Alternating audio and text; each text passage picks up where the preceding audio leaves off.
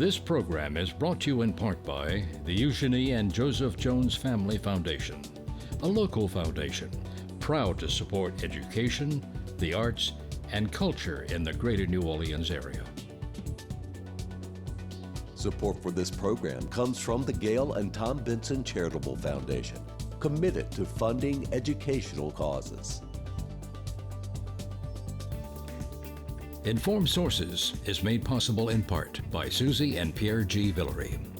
We count on Informed Sources to continue the discussion on important local issues. It's where our top journalists discuss stories they've covered. Stay informed with Informed Sources.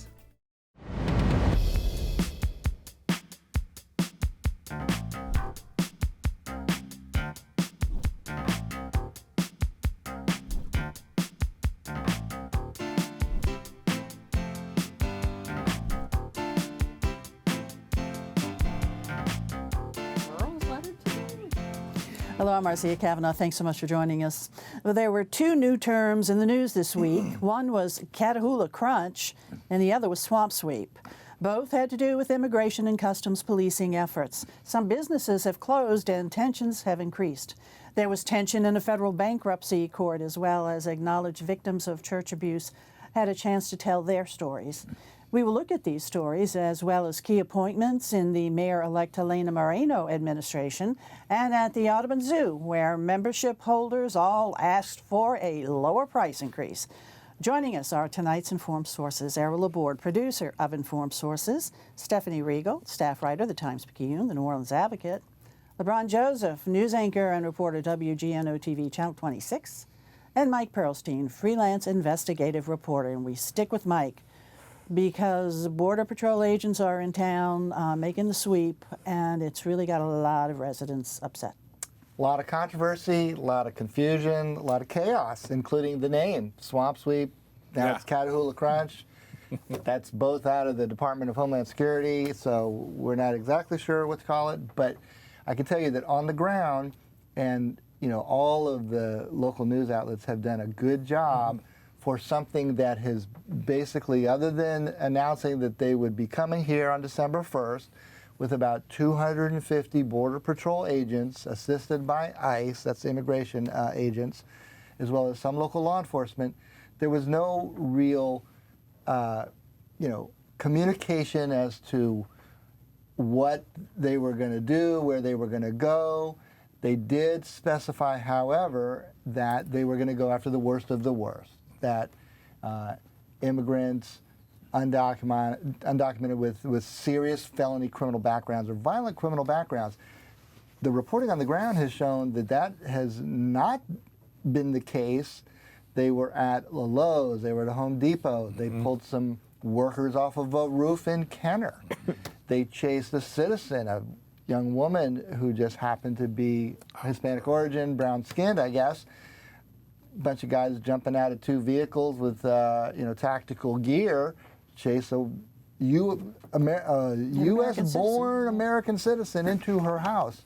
So that is the sort of thing that is not just drawing response, fear in the street, fear in the immigrant communities, and on the grassroots level, but also, at least in New Orleans, from officials. We have the mayor-elect, Helena Moreno, obviously still vice president of city council, held a big news conference today, joined by former mayor Mark Morial, that they have sent a letter to DHS and the people, I think it's Greg Bavino, who heads up Border Patrol. He's actually here on the ground in New Orleans. And just demanding the basic sort of fundamental facts of who are you detaining? Where are they being held? How many people have been arrested? I hope that all of the newsrooms and all of the news outlets are asking the same very basic, fundamental journalism 101 question is, who's arrested? That goes back to the back. Are we getting any of that information? Right. See, that Not goes back, all of it. No.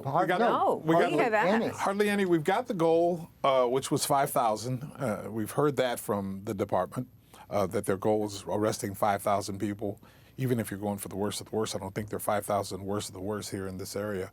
And the press releases that we have gotten the very first day those names of those 6 or 7 people and the charges that they were wanted for, that wasn't even clear in terms of whether those people were in custody or not. This is who we are looking for, in other words. I think today, my days bleed together, either today or yesterday, we got another release with pictures of a couple of different folks that I think they are confirming that they have in custody, but none of these people are the folks that were on the roof or the woman being chased. Or, And to be honest, and I think the media has been handling this appropriately in a way that that dribbling out of partial information really undermines what DHS is trying to do here, because it's clear that those were cherry-picked. Yes. We know that from reports on the ground, about 24 or so with, actual eyewitnesses, seeing people taken into custody, have been, squired away in unmarked vehicles, and they put out a list of 6 with long criminal records. Like, that's clearly not everyone you have detained. Exactly. So now it's sort of, and Mayor-elect Helena Moreno and the rest of the council, among other officials, including ACLU, jumping in to demand, like, the basic full disclosure of who have you arrested, and what's their background and former criminal charges. And where are they? And where are they being held? Where Now, are they we do know hidden? that the parish jails often, and usually it's a way to, make additional money to have house federal detainees on immigration status, Plaquemines, up in St. Tammany, among the 2 bigger ones. But we don't even know if they're being held in those places because it's been radio silence from DHS. Yeah. And I do think that, another interesting element is you have a bit of a division between our state elected officials, Governor Landry, AG Liz Murrell, strongly supporting and defending the DHS action and the, we'll call it Catahoula Crunch, that's their latest name for it. But here in the city of New Orleans, we're seeing the pushback. We saw some protesters. I'm not sure what they were trying to accomplish by packing a city council meeting. But understand the actual human, I guess, both the toll here, ripping people unannounced from families, from work sites, from roofs, from, I guess, a Lowe's parking lot where they're trying to find work. But remember the history of the immigrant community after Katrina. Yes. They were everywhere, rebuilding the city of New Orleans, 80% flooded, gutting houses, building houses from scratch. Is this how we repay roofs these communities? throughout the community. So that is the deep bond of this immigrant community. And it also has an interesting, I guess, friction with the NOPD, which is riding right now to date, and here we are in December, what could be a record low murder rate or the lowest murder tally since 1970. We're at a low crime ebb when they're coming in trying to save us from a spike in violent crime. So just make that make sense to me. A lot of what we're hearing from DHS also has that tinge, if you will, of just aggression and step back. Even inquiring, we asked when this was launched a couple days ago, is this the same operation as Operation Swamp Sweep, which is what the Lieutenant Governor and others had essentially, well, not the Lieutenant Governor, the Attorney General, the AP had all reported that Operation Swamp Sweep was coming. We got a one-line reply from DHS spokesperson saying there is no Operation Swamp Sweep. That was another false media narrative. Operation Catahoula Crunch is the name of the ops that started today. Please see our press release. So it's Catahoula Crunch is what they're telling us now. Yes. Okay. And look, the other impact here is that, maybe people think they're not touched individually by this operation, but we're seeing, and Errol's going to go into this, restaurants closing their doors, people fearing to go outside to bring their kids to school. It's having a, profound ripple effects of impact. So, Errol, why don't you follow up on that? Well, I wanted to ask if you could distinguish quickly between Border Patrol and ICE? Okay, ICE is Immigration and Customs. Jurisdictionally. That's right, and they're here. There's a big immigration court here. If you go to immigration court, I've been there a bunch of times. You know, there are always ICE agents. They keep the peace in those courts. Yes, occasionally, if somebody is ordered deported, they can then flip into the law enforcement action. But everything handled in immigration court is considered civil matters, not criminal. Now, Border Patrol, usually they're the agents, you know, decked in tactical gear and camouflage along the nation's border. So it's already a little bit of a stretch to call New Orleans a border city, but they're claiming it's a border city. And that's where the additional manpower of 250 Border Patrol agents are leading this effort. And if the National Guard gets involved, their duty is it mostly guard duty? And National Guard, that's a state National Guard. They operate on the orders of the governor. We know that, you know, that's been promised to help tamp down crime, but I'm still wondering, okay, at a time when we're hitting record lows in crimes, what's the role? What are they going to do? And we will talk about the National Guard in another show. Right now, let's get back to you, Errol, talking about the businesses being impacted by this sweep. And what's getting the most attention is the restaurants. Look, anytime there's some kind of a tragedy and recovery, the first thing people want to know about is the restaurants. And that happened after Katrina, when everything was shut down and the word went out, hey, this restaurant, nobody talked about it if an accounting firm was open or something like that. The restaurants, it's also something that's really a way for acceptance for immigrants, because there's one thing that's really popular with the people that come in. I mean, if you're an immigrant and you saw the restaurant, it's like, let's say, have Chinese restaurants and Italian restaurants, and it's a way for those immigrants to get known within the community, even to become beloved characters within the community. And so food services is very, very important.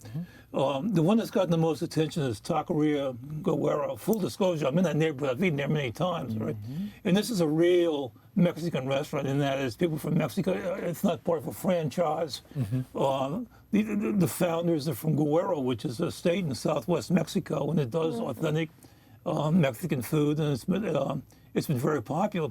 Curiously, I was thinking today, it's on the 200 block of North Carrollton, which is the same block where Angelo Bocata's is. Okay, now Angelo Bocata's now started in the French Quarter, like in 2005. But it was the same type of story. It was like immigrants that were coming in, and some immigrant who got active in the food business. And in the place of the Sicilians, who was Angelo Bocata, who started this wonderful ice cream shop and with pastries and really endeared it to the community. And the same thing that's going on here.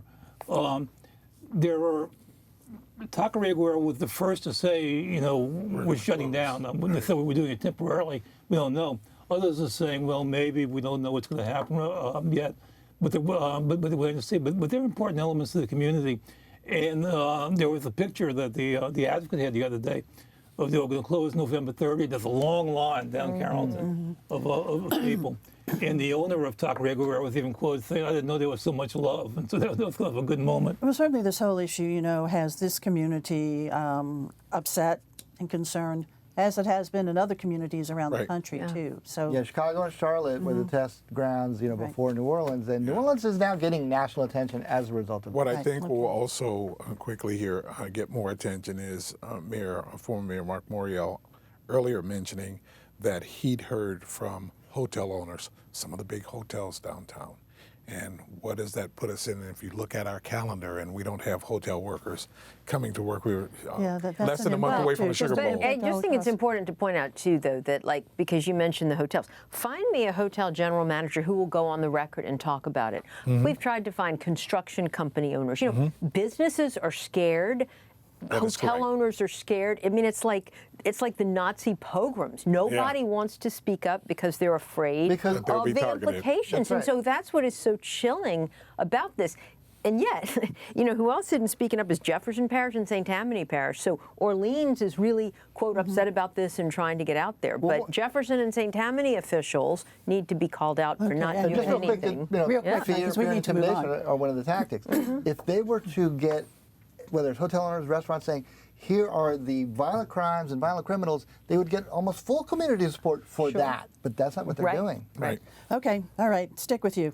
Stephanie, and let's talk about what happened in court this week, federal court, Yeah, it was in relation to the Archdiocese case. Sure, it was the second to last day of this 3-week confirmation hearing where the judge is going to determine whether to approve the $230 million settlement. And the survivors finally had an opportunity to tell their story in court. And it was a very moving, very difficult day, you know, at the end of this very horrible crisis that the church has been weathering for years, crisis of its own making, it should be said. But survivors were given an opportunity, and the judge, who's a former social worker, was very empathetic and didn't set any time limits. Any survivor that wanted to come forward could. We had about 20, I think, that really literally braved, you know, sitting in the witness stand with Archbishop Amen right there at the lawyer table, listening to these stories. And I mean, some of them were very graphic in their description of the physical abuse and pain that these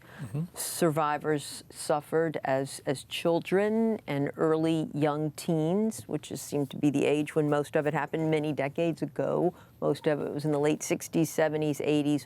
One fella talked about what happened to him in the 90s, but most of it, you know, and there was just the sense of shame and guilt and the decades of ripple emotional and, you know, psychological effects it has had on their lives and their relationships. What's interesting was that, you know, and we've talked about it in recent weeks, this case that was so contentious and the two sides were so far apart for so long, in recent months, really just the past 3 months, you know, they've all come together, they've negotiated deals, they've worked out different disputes. And so there's been this air of, I don't want to say levity, but this sense that the light is at the end of the tunnel. So all these lawyers that were like this all the time are now like kind of even a little more jocularity in the courtroom. And it's been a much lighter feel. And boom, to have, you know, this was such a painful and stark reminder of what really started it all and what they continue to live with even after the lawyers get their $50 million and move on. And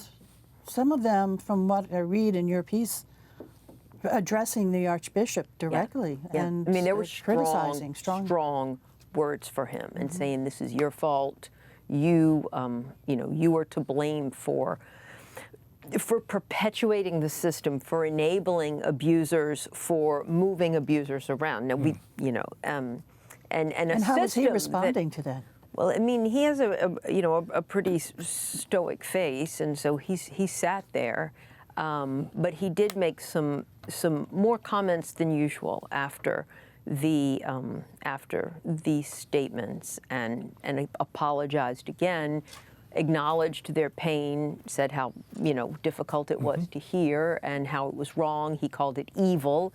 He said that the church absolutely was to blame, and he was asked at one point if they should have done anything differently, which is a question we've asked him before. And, you know, that's one where he sort of equivocates, yes, of course, but it was a different time and they didn't know what we know now. But there were archbishops that preceded him within that same time period. Yes, and certainly, I mean, he was a young priest himself in the 70s. He was an administrator at the seminarian, but he, you know, at the seminary where there was, but he was not a bishop back then. So quickly, Stephanie, what's next now?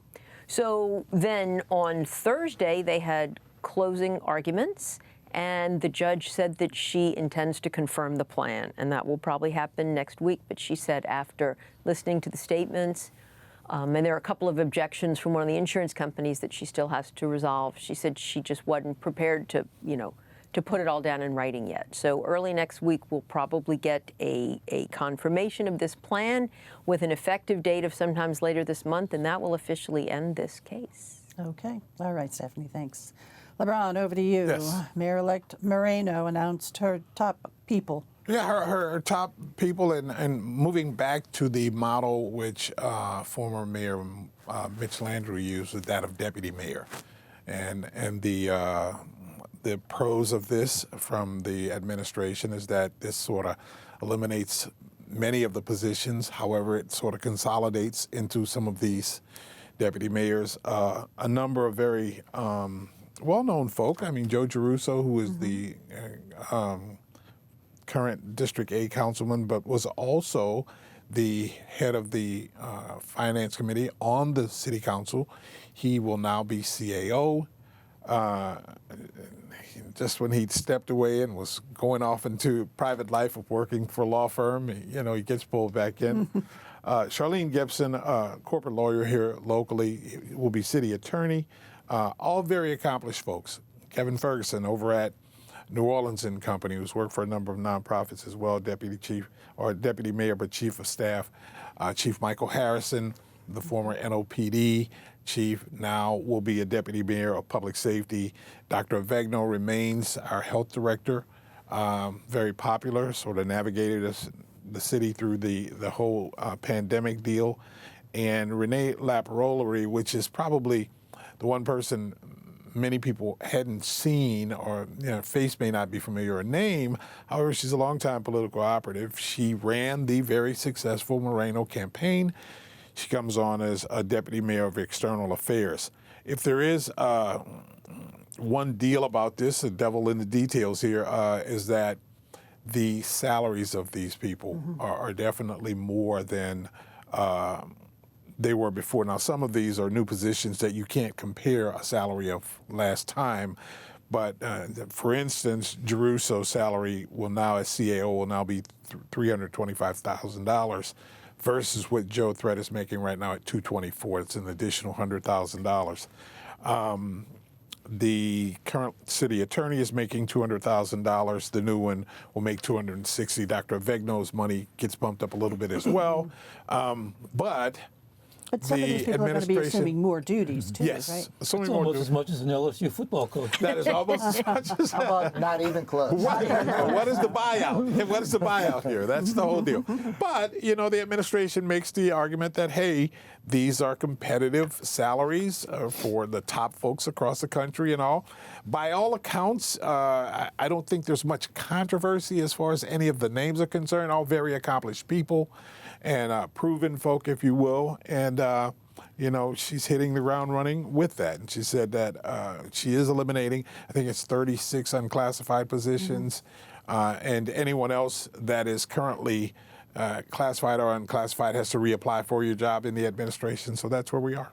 A few weeks ago when there was a big issue when this, our delegation was going to the state and trying to make out the deal and all this, I was looking at the people that were representing the city were Moreno, J.P. Morrell, and Jerusso. I remember thinking, this is a good team right here that we have. This is a good right team. And I thought, too bad it's losing with Jerusso, because at that time he was losing for the council. Well, we've still got the same team, but Jerusso is actually more powerful now. That is correct. Yeah. And so that is good. Yeah. I mean, we do have good people in city government. That is correct. We got good people in the council.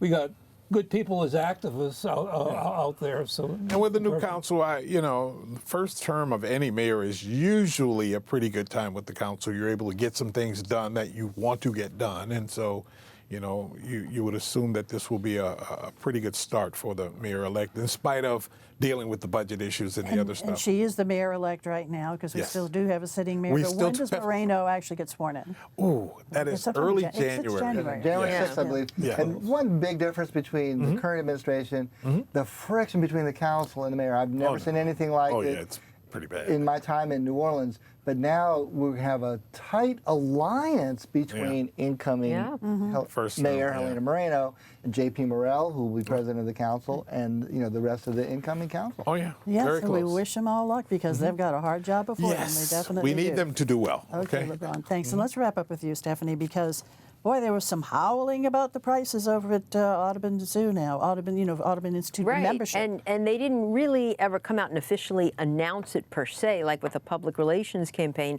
But when people went online during the whole Black Friday weekend, Thanksgiving weekend, to renew their memberships or buy these, memberships, which really were a good deal always for access to the zoo, the aquarium/insectarium, they found out the prices had nearly doubled from, I don't know, it was $220 something to about $420 something. And so, yes, there were howls of protest on social media. We reported on it last weekend. On Monday, I talked to Audubon, and Michael Sawaya, the CEO, sent a statement and defended it and explained, look, this is long overdue. We hadn't raised our prices in years, and when you look at our memberships compared to other cities and comparable AZA, Association of Zoos and Aquariums, it is comparable. We did look at it, and in fact, for just a zoo, which is how I think a lot of local members really use the Audubon institutions, they don't go down to the aquarium as much. That's more tourist. They go to the zoo. And so when you look at that as really just the price to get your kids in the zoo, it is a lot more than other zoos. But when you do factor in the other aquariums in those cities, it is on par. So, they were right about that. But then more interestingly, on Tuesday, they sent out a release late in the day saying, we're going to pause all memberships. Yeah, they're taking a and bath. If you did buy the new one at a higher price over the weekend, we'll reach out to you and we can talk. But we're gonna look at rethinking things and coming up with maybe some different membership levels. Yeah, I said, so I asked, is it possible you might be able to buy zoo only or aquarium only, which they used to have way back. I don't even know how long ago. But they said, well, we'll get back to you. Because so they do need more money because of increasing cost, and of course everybody wants the animals well taken care of. Of course, they do. They brought in a new commercial officer back in the summer, an events person from the hospitality industry, which is where Sawaya comes from, who came up with this new pricing strategy. Look, numbers were down this year.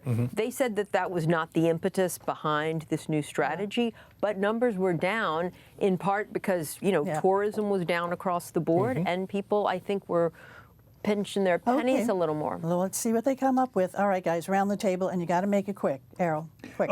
Sometime in the new year, we'll start hearing about WYEMO, which is these self-driven taxis, which they're getting ready for. They've tried them around. They're just in the downtown area. The early ones are going to have human supervision, but after that, they're going to be driven by robots.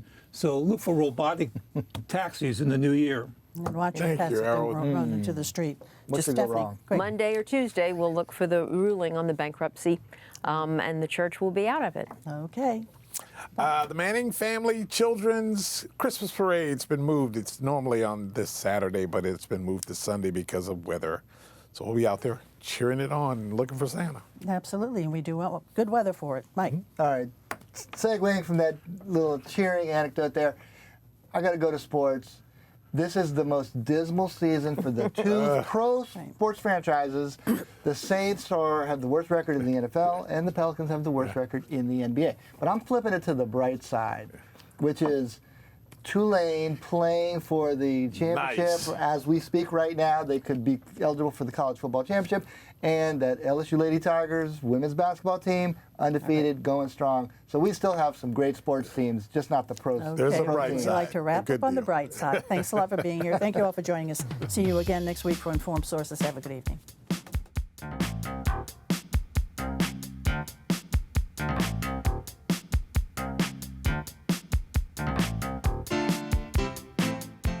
Informed Sources is made possible in part by Susie and Pierre G. Villery. We count on Informed Sources to continue the discussion on important local issues. It's where our top journalists discuss stories they've covered. Stay informed with Informed Sources. Support for this program comes from the Gail and Tom Benson Charitable Foundation, committed to funding educational causes. This program is brought to you in part by the Eugenie and Joseph Jones Family Foundation, a local foundation proud to support education, the arts, and culture in the greater New Orleans area.